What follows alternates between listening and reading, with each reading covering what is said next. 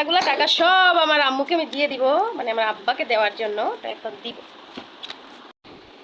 মা এই সব টাকা।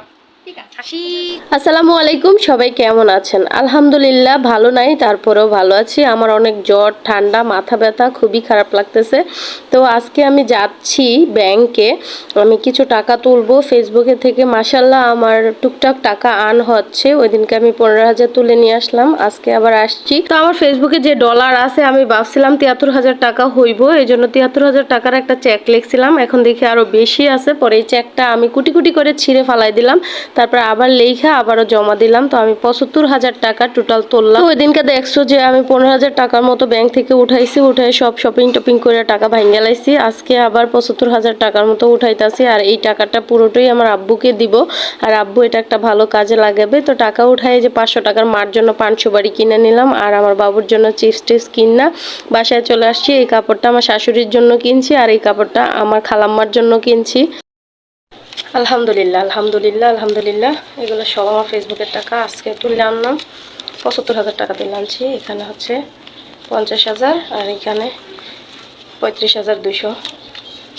তো 75,000 টাকা আজকে তুললাম ফেসবুকে। অনেক অনেক টাকা মাসাল্লাহ দিলে এখন আর্ন করতেছি, এটা আমার কাছে অনেক বড় পাওয়া। ওই দিনকে আমি 15,000 তুলে আনছি, আজকে এগুলো তুলে আনলাম। তো সবাই আমার পাশে থেকেও আমাকে বেশি বেশি করে সাপোর্ট করো। এগুলো অনেক পরিশ্রমের টাকা, দিন রাত 24 ঘন্টা পরিশ্রম করার পর এই টাকাগুলোর মুখ দেখছি। তো তোমরা যদি পাশে থাকো, ইনশাল্লাহ আমি ভবিষ্যতে আরও ভালো কিছু করতে পারবো। তো এই টাকাগুলো সম্পূর্ণ আমি আমার আব্বুকে দিতে চাই, আমার আব্বু যাতে গ্রামে চাষবাস করতে পারে এবং 2 মুঠো ভাত খেতে পারে। এই জন্য সবগুলো টাকা আমি আমার আব্বুকে দিয়ে দিব ইনশাল্লাহ। এতগুলা টাকা সব আমার আম্মুকে আমি দিয়ে দিব, মানে আমার আব্বাকে দেওয়ার জন্য। তো এখন দিব মা এই সব টাকা আপনার,